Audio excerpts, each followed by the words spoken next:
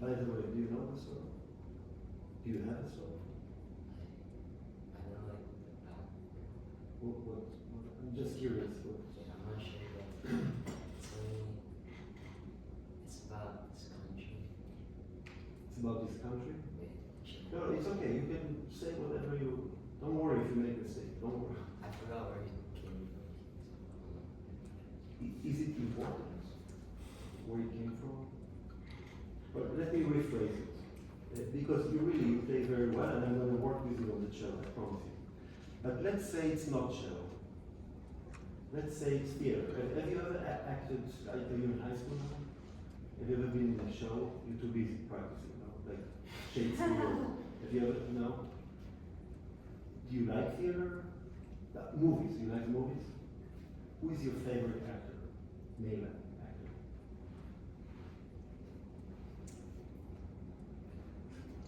Okay, let's say some Dustin Hoffman, you know him? No? I'm too old. I don't know. Give me a young one. Help me. Timothy Chalamet. Who? Timothy Chalamet. Timothy, you know? Okay. That's that. Now, actress. Nicole Kidman from England. Natalie Portman, yeah. Came from Israel. That's good. Okay, Natalie Portman. Good. So, but you are the male actor. I'm Steven Spielberg. You heard of it? No, come on. Okay, I'm a really famous director of movies, and I got this amazing script. It's called Dvorak Concerto. It's an amazing. I read it, I have to make a movie. That's it. And I see it. I see Natalie Portman, and who is the male? Timothy Chalamet. Timothy Chalamet. He's a main actor. I call him. Hey, what's up, man? You say hi. Listen, I have this amazing script. I really, it's your part. This is it. It's your Oscar. You've waited. This is your Oscar. I'm going to shoot you an email with it. Please don't show anybody. I have the budget. You get your $20 million. We have a reading with Natalie. She will be the main actress. Next week we have a reading in my house. Can you come? Sure. Good. So I'm sending you the email. Read it and come next week, Tuesday at 1 o'clock. Okay, we'll have lunch before, then we just read it, the three of us. Okay? Bye. Send you the email. What do you do during the week? Tell me. You're a famous actor. It's not a movie, it's just a reading. You got this. Okay, flip, first page. What do? You read it. Okay, that's a start. You read it. Okay, what is it about? I mean, you're going to read it with Steven Spielberg. What are the main issues you want to make sure you know?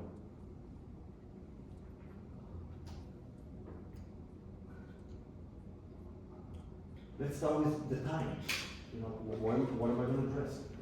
Levi's 501, tuxedo. Where are we? What time is it? You know, in history, is it Bible time, Old Testament? I mean, I'm serious now. I'm not trying to humiliate you, but when you start this story, or when you get to the epilogue, to the end of it, and it starts. Where are we? I mean, when you close your eyes, do you only think F sharp, B, shift, major shift, next, or there is a movie going on as well? Say movie, please. Both, all the time, both. Not for a second you stop thinking about the craft. You're a craftsman. Not for a second you stop thinking about how to shift, how to make the sound, but not for a second you stop the story. So what is the story? First of all, where are we? What year are we in? 1800 what? You should guess better. Well, you can guess. You know, you should guess it, but you should know when Dvorak lived. So you have approximately the time. Well, actually, he lived not far from here, from where we are. Yeah? It's the end of the 19th century. The end, actually, the third movement happens on the boat. But the first one is right here in New York. Folks Columbus Circle. Oh, yeah. He's looking outside the window. And what piece he just heard that it really influenced him? Do you know how it starts? Play it with Carter. Play it. Now play the beginning of Roger. No, first. So when he starts this piece, he's really influenced by Herbert, and he wants to write a cello concerto, majestic, heroic cello concerto. In the middle of it, he gets a letter. You know from who? And from where? No. He gets a letter from a woman named Josephine. And Josephine is a gorgeous woman. You can look on Google her. She was a singer. And she was his sister-in-law. She was the young sister of his actual wife and mother of 7 kids, who is with him in New York. And he gets this letter from Josephine saying that she's sick back home in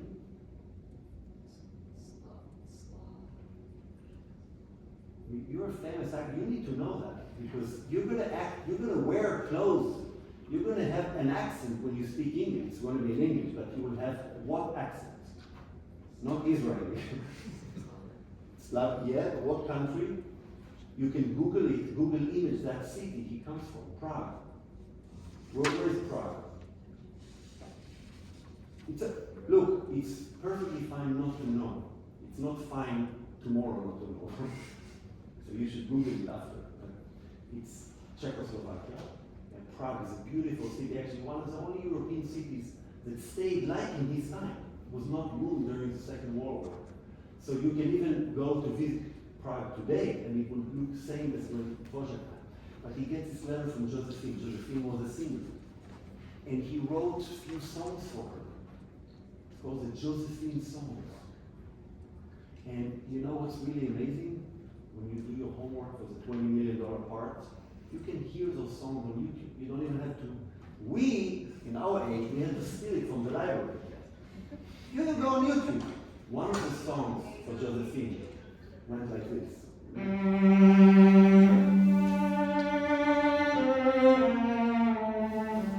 It's a song. You can hear it with a voice. Czechs, folk tune. Does it sound familiar to you? It's the second movement. The main thing of the second movement is the song. Yeah? He gets a letter from her. He was in love with her. And in fact, the only reason he knows his wife is because of her. He went to Josephine's father after writing the songs with her and says, Mr. Josephine, I would like to marry your daughter. And the father said, no, you want to marry somebody in my family? You marry the oldest daughter. So he did. But many years later, when he's in New York, he gets this letter saying that she's sick. And he says, screw it all. My kids, my position here, running the conservatory here in New York. I'm going back. I'm going to tell her I love her. That's it. I'm doing it. I don't care. Now, you can't take a plane. You take a boat. It takes time. On the boat, he writes this. He loves her.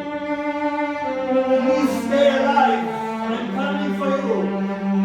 That's what I think about when I play it. I'm not intending to leave my wife or kids, but I'm an actor. I'm an actor. I am an actor. I actually see Josephine because I Google her. She's gorgeous. There's a photo. And back then you could take photos. Photo of Josephine on YouTube. Look. Have an image. Now, third movement comes. Excitement. The boat is almost approaching Prague.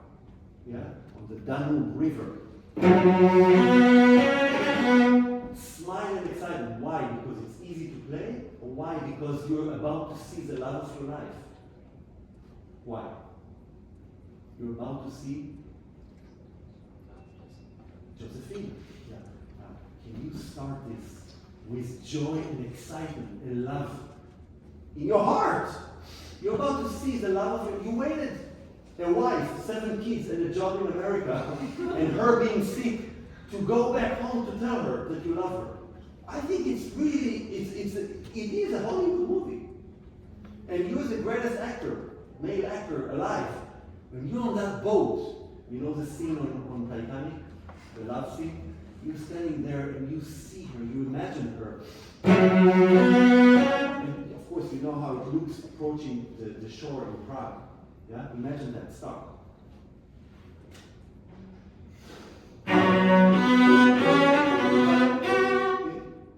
I'm scared. I'm happy. Happy starts with a smile, by the way. It's this smile. Exactly. Smile!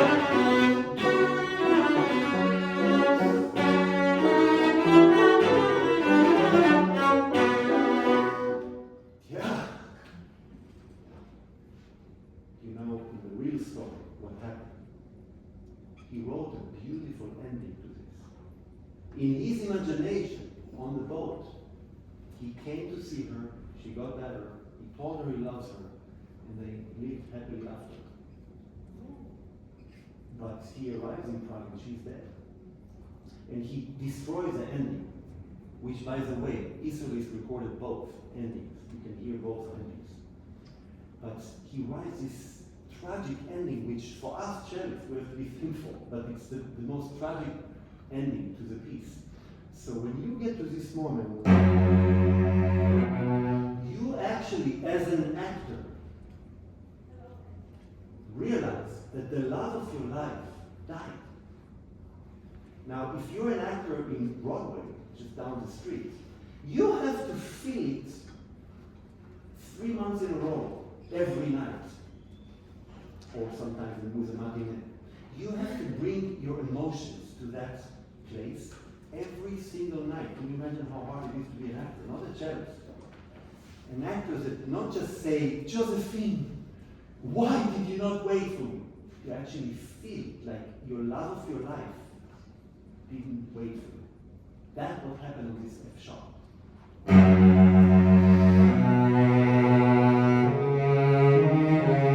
Why didn't you wait for me? This is such a moment. So can you play it now and feel it? And me as a director, I need you to audition for the part. And I need to give it to you because you're so emotional, not because you just recite.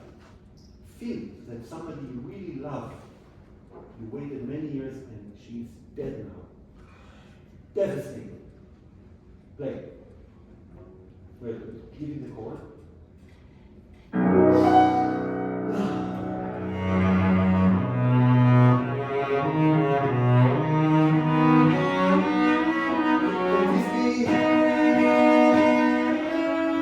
It's a struggle, cellistically, it's also struggle emotionally.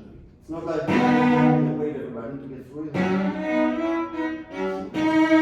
No, this is, and you know who are the two voices? Who is crying together here? Give me, just think about it. Who can it be? Who are the two voices now crying together? What do you think?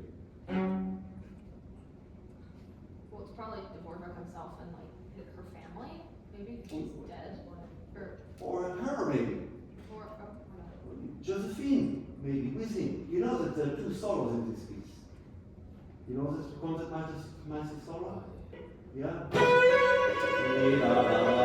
That's Josephine. That's a happy moment. But there's another Josephine.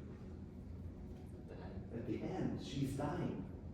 She's dying at the end. This is totally Shakespearean moment. Totally Romeo and Juliet. Now Josephine. She's dying. It's really with a spotlight in front of you. And what do you do?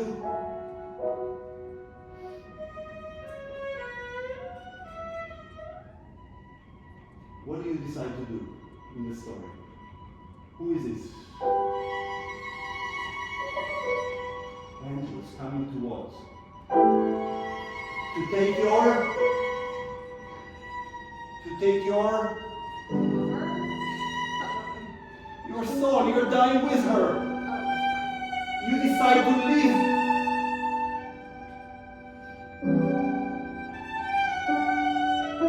And you take the poison.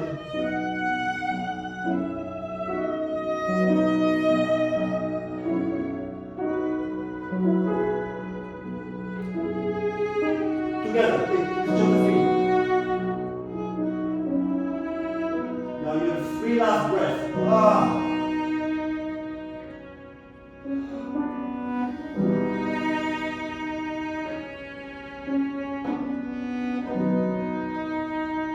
And you are dying.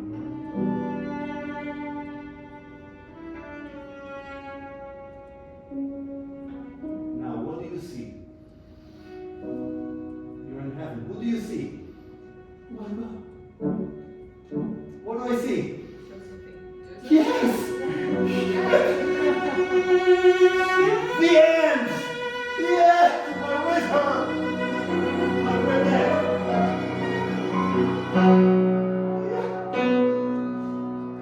That's what I think.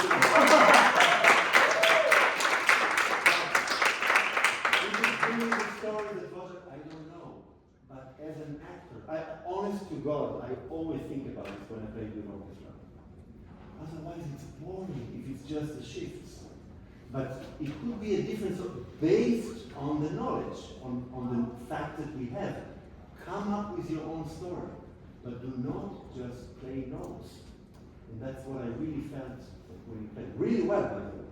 Really well.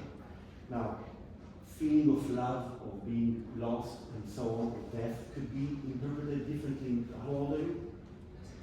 16, of course, it's different. But you have to feel it. You're an actor. This is a script. The language of it is music, but it's a script. Okay? Now we have to talk about your bow arm. With your left hand, your fingers are very flexible. I love it. Not only the fours that mostly play, but also the thumb when it doesn't play. Your thumb is very flexible and gentle to the neck, as if you really like it. It's like your thumb, your left hand thumb is really nice to your face. You know, it's not tight. Your bow arm thumb is like this. All the time tight and deep inside. Did you ever feel that it slips in? It's like this. All the time. Yeah? Now, imagine, I talked before about the fact that the end of the hand, the last 3 joints, yeah, are the cello tongue, I call it. This is what articulates, makes the sound, that articulates the sound. If this is the articulator of the sound, yeah, it's like a pumping, living heart. Can you do this one?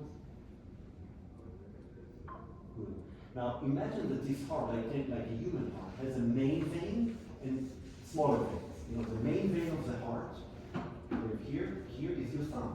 This is what pushes in, it's the strongest finger, and out. So you draw the blood in and push it out. Let's do it once. In, out. In, out. In, out. Now, lock your thumb and try to move that. No, lock it completely straight. Do not move it. Straight. Now move the other fingers. Are they free? That's how you play. Your thumb is 100% of the time like this. What it does, it eliminates the ability to pump your fingers. Eliminate your tongue. So everything you do is with a tight, straight thumb. And by the way, if you ask me to sit here, I can see it really well. Not only hear it, but it's like this the whole time. And so whatever you do with the bow, you eliminate joint number 1, 2, 3, and 4. They don't exist. It becomes a robotic playing. This works, but not this. So, can you do this? Can you imitate an octopus swimming? Good. Now, can you add to it a jellyfish? So your wrist is like a jellyfish. Octopus and a jellyfish swimming in the ocean. Imagine that this would be fortissimo. Because you're not pressing, you're hanging and moving. Yeah? Now, do the same thing with your bow. Show me an octopus. Now, you need to put this, your thumb is the starting point is inside the stick. It's totally inside, you can't move it. Have it more the tip, like literally almost touching the nail. So it's bent. Going back to Starker, there's another masterclass on YouTube of him talking to a student only about the thumb of the right hand being bent when you play. That's it. Now when it's bent, you can move this joint, not this.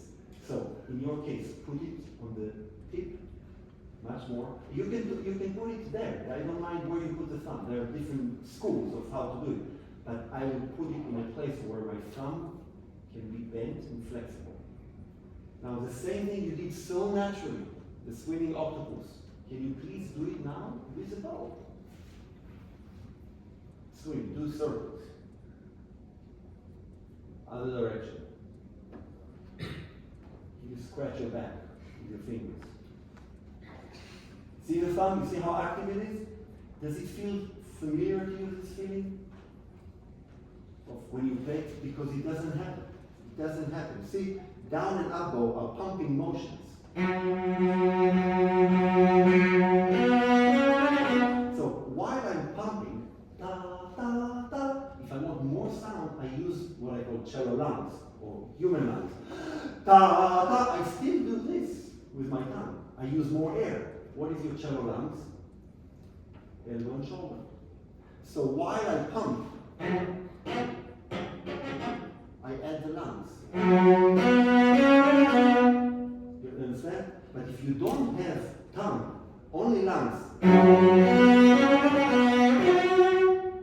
it's like cutting a tree.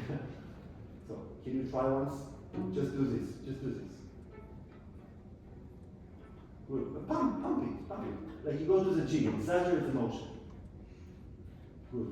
Now do this. Down, up. Good. Play this.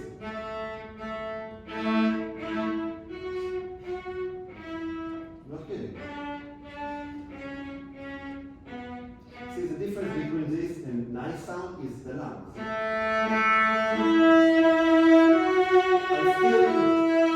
still pump.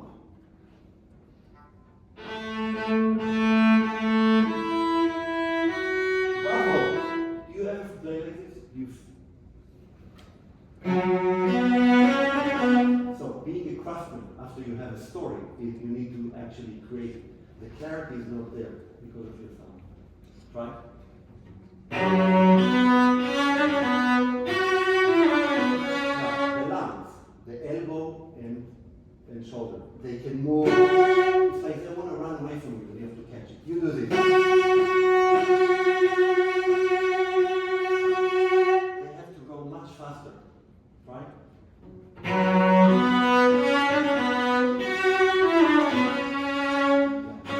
Good, really good. Now, I want to add another ingredient for your sound production. When you play singing material up high on the cello, it's important not only to have movement and weight, which we talked about, it's also how to angle the bow so the movement will be generated the right way. If you play completely straight bow,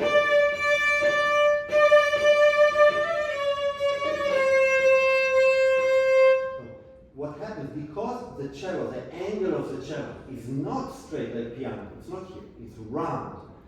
We need to catch and release the strings, like bow and arrow, you catch and release. So if you would find an angle that can catch the string and release it, the A string mainly, all of them, but mainly the A string because it's thinner, will do this, not this. So on a down bow, try to do, you know that in LA, the burger chain is called In and Out. You know, my kids love it, In and Out. So when we went to LA, first thing in the airport, let's go to In and Out. But then I thought, that's how you move the bow, in and out.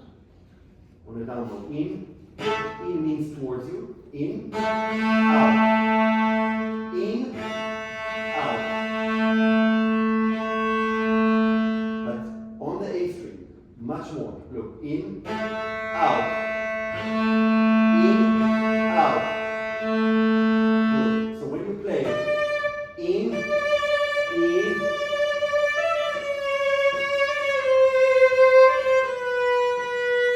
I'm Rectangular. It's not this. Now, as the string becomes thicker, the circle becomes narrower. Yeah, so on C string, I still do the same, but it's not. That's A string. Yeah.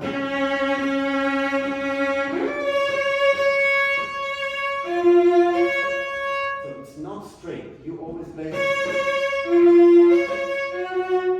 can you try? No, you do this.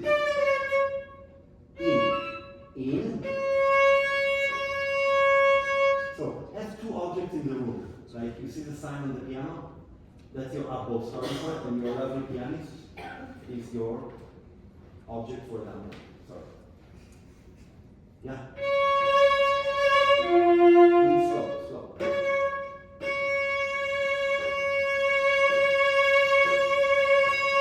So there's never tension on the string. You catch it and release it.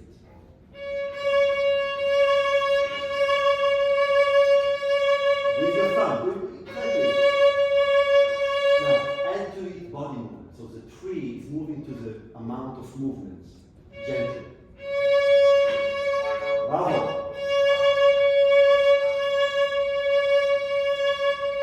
Yeah. You think you're doing it, but it stays, especially your upper, stay completely straight. Catch it and release. Yeah. Yes. Yes. Now, it happens in, out, in.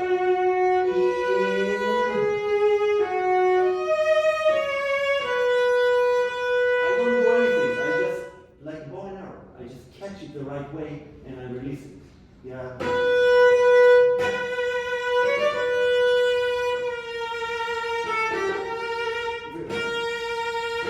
You do this, you kill it. Okay? So, thumb and angle of the bow are two, I think, crucial things for you to have in mind. But I go back to the beginning of the lesson. When you play any piece, play it. Tell my students, they never do it, by the way, what I told you, but find 10 points about the piece. 10 points. What year it was written, where it was written, what opus. Dvorak Concerto, what opus is it? Now, you are 16. When I ask my students who are doing DMA, they have the same reaction. And you know what's worse? Much worse than that, which shows me that I failed as a teacher. 3 months after that, they played Brahms in minor. And I asked them, when was it written? And they said, "Oi, forgot to Google it." And then I realized they do it for me. They don't give a shit. All they want is to play in tune and be ready with this stupid tape, and they don't realize that this doesn't mean anything. But to create curiosity, that you simply Google it. Because what is 103 by Dvorak? What is opus 103 by Dvorak? What is 105? Or the New World Symphony, that's a big one. He wrote it around the same. What is the American Quartet? All those 3 huge pieces were written around the same time. So maybe it will ignite something in your story just by knowing that. Or, my teacher said Josephine. Okay, let's Google it. Damn it, it's Josephine. Maybe you fall in love with the song, and then when you play it, you're different. So my point is, be curious and find 10 points for yourself about what is your other repertoire. Bach, 5. Okay. Fazil Sai, Johnson, Fazil Sai. Where is it from? Turkey, How old is it? 36. Who did you write it for? Which cellist?